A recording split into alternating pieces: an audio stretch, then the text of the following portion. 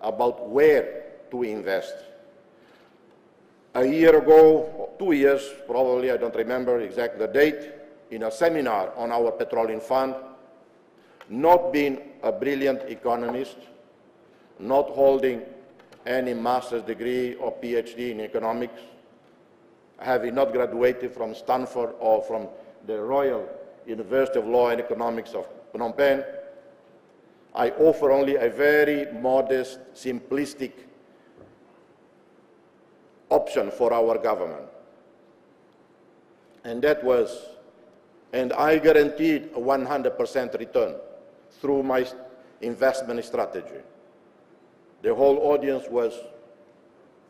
they thought I was not serious when I said I guarantee 100% return.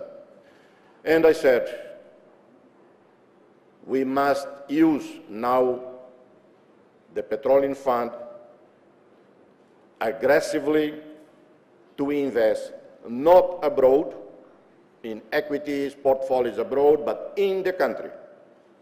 We must invest in infrastructures, roads and more roads, for our agriculture, for services delivery, for tourism, to generate employment, and through generation of employment, reduce and eliminate poverty.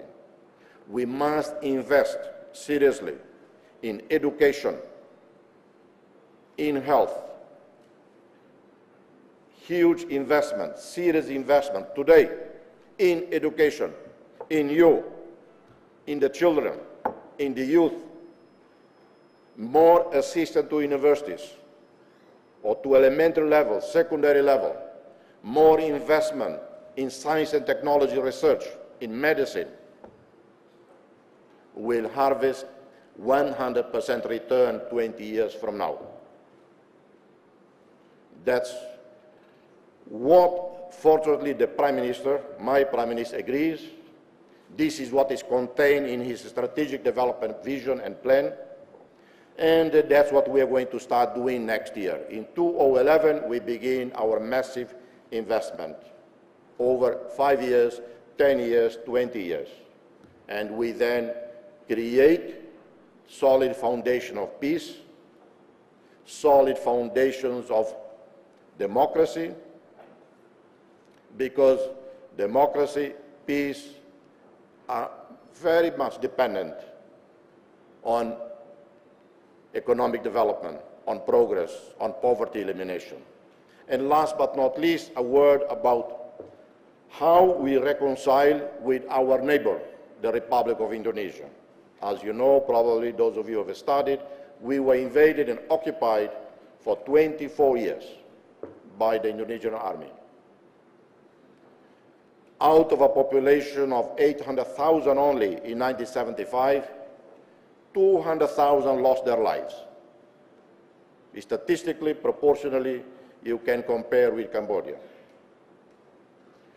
There is not a single family in Timor-Leste can claim have not lost someone. I lost 3 brothers, 1 sister during the occupation. And yet today, relations with Indonesia are exemplary, the best. The border between Timor-Leste and Indonesia is the most peaceful. Thousands of Timorese students studying in Indonesia. Thousands of Indonesians living in my country. Every day, people cross to one side and the other. The Indonesian airline flying to Timor, back and forth, every day is sold out, is full. Indonesian musical groups, the rock groups, are the most popular in my country. At official level, Indonesia has been in the forefront of supporting Timor-Leste membership in ASEAN.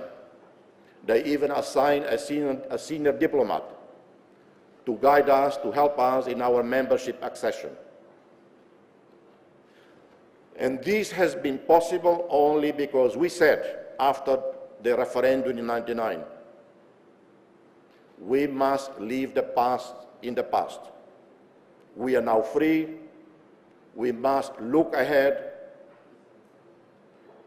And in my own feeling, in my own philosophy, I always said to the people, to the victims, to my own mother, the greatest act of justice is not taking someone to court and trial and prison.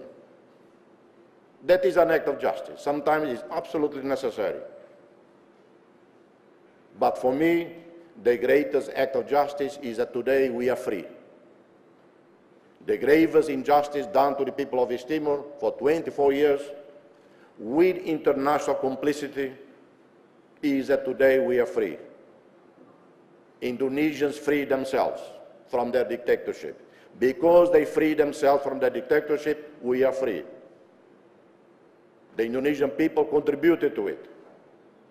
If we are in our situation, if we were to pursue an international tribunal, as some have argued, pressure us, we would not be helping Indonesia's transition to democracy, because they had internal problems of attempts at secession, a large Muslim country with extremists, but also with a very proud secular nationalist factions. It would have been extremely destabilizing for Indonesia and destabilizing our relationship. We would not have reached this exemplary level of relationship as we have done today. It does not mean that we betray the victims. Our policy philosophy is this: we, the new state, the new country, look after our victims. We do not ask Indonesia or the United States or any country to help paying compensation. Because when we fought for independence, we didn't sign a contract with anyone. There was no insurance. We fought because we believe. And in the fight for justice, for democracy, for freedom, everywhere, anywhere, people died. You didn't fight because you had a contract. If you had a contract with clauses that if you lose a leg, if you die, you get paid, it's a different matter. But this is not business. This was a mission, was a cause, so no talk about compensation. We talk about assisting victims. A few months ago, in a dialogue with communities, I asked our people my preference of how to assist the victims. I asked the people, should the state help an individual who lost 2 legs, 1 leg, in the course of the war, tortured by the Indonesian army? They say yes, and I agree, we must help. Should we help a young person on a motorbike, drunk? He had an accident, lost 2 legs. Should we help or not? There was confusion in the audience when I put this question, this hypothetical question. Hypothetical, but it happens every day, as probably it happens here in Cambodia. We young people ride a motorbike, have an accident, lose a leg, become incapacitated. I said, yes, we must help. We must help every individual in need, regardless of the reasons why a person lost his or her leg. This is a way to avoid the question of compensation. Compensation to who, anyway? Thousands of victims. Those who died, they left behind someone. And who of this someone you help? The 5 brothers, the 10 brothers, would be mind-boggling. We assist the poor. We began 2 years ago to do cash transfer to poor people. Through the Petroleum Fund, through the budget process, we start giving $20 a month, payable every 6 months, to everyone over the age of 60, and to every handicapped person, mentally or physically handicapped. This year went up to $30. We are also helping veterans of the resistance. Each veteran, depends on how many years he served in the resistance, get $10,000, $15,000, one payment, and then additional $100 a month for life. That's how we deal with the residues of our past. That's how we honor our victims. We do not have an international tribunal, and I have said I'm opposed to it. But if this is right for Timor, doesn't mean necessarily it's right everywhere else. Each society, each country decide what is the best way to deal with our past. I do not lecture Cambodians or Ugandans or South Africans or Bosnians about what is the best course of action for them. In our case, overwhelming majority of our people support this approach. I never hide from the people in the country my position on this issue. When I was foreign minister, I told the nation, if you want an international tribunal, find another foreign minister because I will not do it. When I was prime minister, I said the same. When I was president, I still say the same, again and again, in a formal speeches to the nation. And yet, according to the International Republic Institute, in a recent survey, I have 83% popularity, higher than President Barack Obama in the United States. In Timor, he has higher popularity than myself, but in the United States, he has lower than my current figure. So if the people were to be opposed to this policy, yes, I would never have been elected, and my popularity would not be 83%. And last but not least,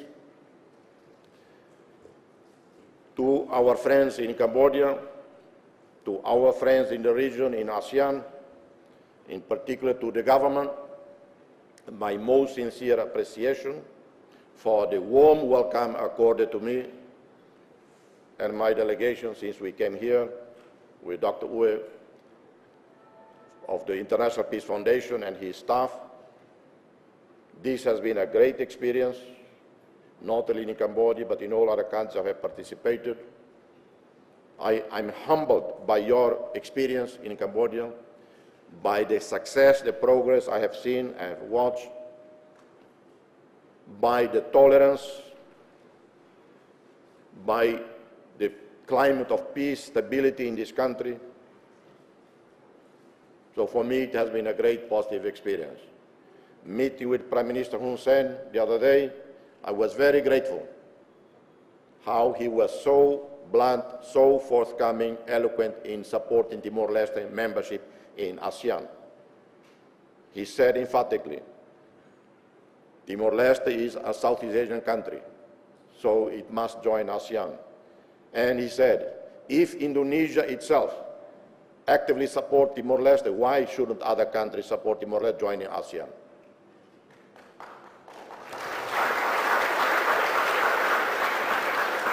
So I leave Sunday, going to a state visit to Vietnam, and in leaving, I thank you, people of Cambodia, of this great nation, the government, for the warm, generous hospitality. May God, the Almighty, the Merciful, bless you all. Thank you.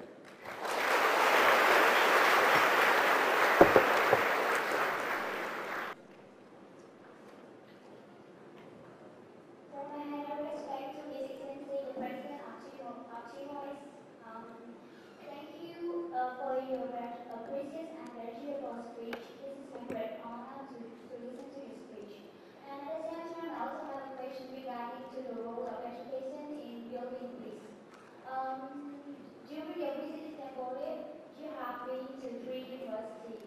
Do you consider education as an important tool in order to contribute to a culture of peace in the world?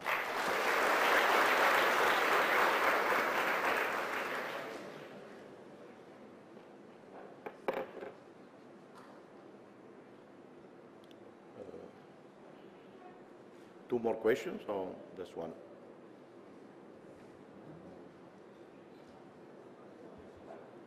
One question at a time.